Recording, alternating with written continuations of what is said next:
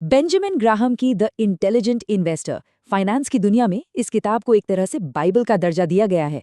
तो चलिए आज इसी किताब को थोड़ा और करीब से जानते हैं और देखते हैं कि एक ऑडियो बुक के तौर पर ये सुनने में कैसी है। अब देखिए, जब वॉरेन बफेट जैसा इंसान किसी किताब के बारे में ये कहे तो बात में दम तो होगा ही। ये सिर्फ एक किताब नहीं है, ये एक पूरी फिलॉसफी है जिसने दुनिया के कुछ सबसे कामयाब इन्वेस्टर्स को बनाया है। तो आज हम क्या क्या कवर करने वाले हैं, हम इन 6 हिस्सों पर बात करेंगे। ग्राहम के जो मेन प्रिंसिपल्स हैं वहां से लेकर इस ऑडियो बुक के क्या फायदे और नुकसान हैं, सब कुछ समझेंगे। तो सवाल ये है कि 1973 में लिखी गई एक किताब आज भी इतनी ज़रूरी क्यों है? देखिए, इसका मकसद आपको ये बताना नहीं है कि कौन सा स्टॉक खरीदना है, नहीं। इसका मकसद है आपके दिमाग में इन्वेस्टिंग के लिए एक मजबूत फ्रेमवर्क बनाना। मतलब ये आपको ये नहीं सिखाती कि क्या सोचना है, बल्कि ये सिखाती है कि कैसे सोचना है। ग्राहम शुरू में ही एक बहुत साफ लकीर खींच देते हैं। ये कोई मामूली बात नहीं है, ये एक सख्त नियम है।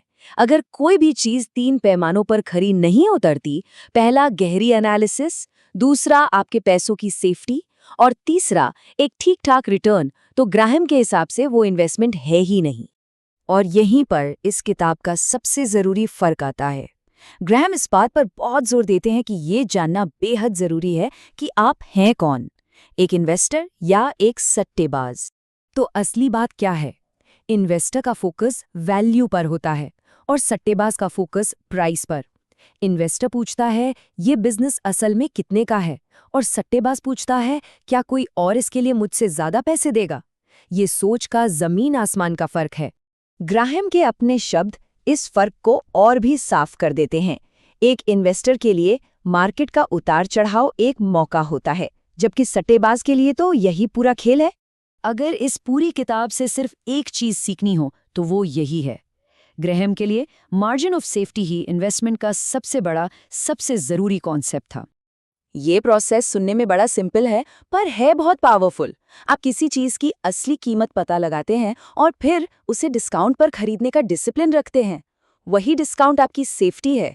ये आपको गलती करने का एक क्वेश्चन, एक गुंजाइश देता है। अब आते हैं ग्राहम के सबसे शानदार और कह सकते हैं जीनियस आइडिया पर। ये एक यादगार कहानी है जिससे वो शेयर बाजार के बर्ताव को समझाते हैं। कहानी कुछ यूं है। मान लीजिए आपका एक बिजनेस पार्टनर है जिसका नाम है मिस्टर मार्केट, और वो रोज आपके दरवाजे पर आता है। और यही है मिस्टर मार्केट का असली खेल। वो लॉजिक से नहीं चलता, उसका मूड बहुत ज्यादा बदलता रहता है। एक समझदार इन्वेस्टर उसके मूड से परेशान नहीं होता, बल्कि जब वो डिप्रेशन में होता है तो उसका फायदा उठाकर कम दाम में खरीदता है, और जब वो बहुत ज्यादा जोश में हो तो उसे नजरअंदाज कर देता है। उसे अपना मालिक नहीं, अपना नौकर बनाना है। ग्राहम ये अच्छी तरह समझते थे कि हर किसी के पास मार्केट को गहराई से एनालाइज करने का ना तो वक्त होता है और ना ही मन। इसीलिए उन्होंने अपनी सलाह को 2 अलग-अलग तरह के इन्वेस्टर्स के हिसाब से बांटा। तो चुनाव बिल्कुल साफ है। क्या आप वो हैं जो सेफ्टी चाहता है और ज्यादा सिरदर्दी नहीं पालना चाहता, तो आप एक डिफेंसिव इन्वेस्टर हैं। या फिर आप वो हैं जो मेहनत करके मार्केट से बेहतर रिटर्न कमाने की कोशिश करना चाहते हैं, तो आप एक एंटरप्राइजिंग इन्वेस्टर हैं। दोनों ही रास्ते सही हैं, बस दोनों के लिए स्ट्रैटेजी अलग-अलग हैं। चलिए, थ्योरी तो बहुत हो गई, अब आते हैं मुद्दे की बात पर। ऑडियो बुक एक्सपीरियंस, क्या ये क्लासिक किताब सुनने के लिए अच्छी है? सच कहूं तो ये इस ऑडियो बुक का सबसे बड़ा प्लस पॉइंट है।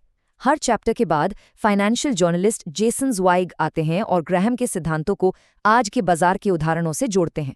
इससे ग्राहम का जो थोड़ा एकेडमिक टोन है वो टूटता है और सारे कॉन्सेप्ट्स एकदम ताज़ा और रिलेटेबल लगते हैं। और यहीं पर असली चैलेंज आता है। ये किताब आंकड़ों और फाइनेंशियल एनालिसिस से भरी हुई है। तो सुनने में ये सब कैसा लगता है? तो यहाँ मामला एकदम साफ हो जाता है।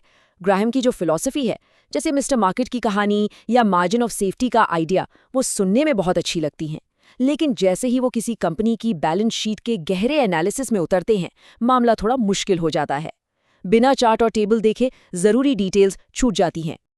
तो इन सब बातों को ध्यान में रखते हुए इस ऑडियो बुक पर हमारा फाइनल वर्डिक्ट क्या है?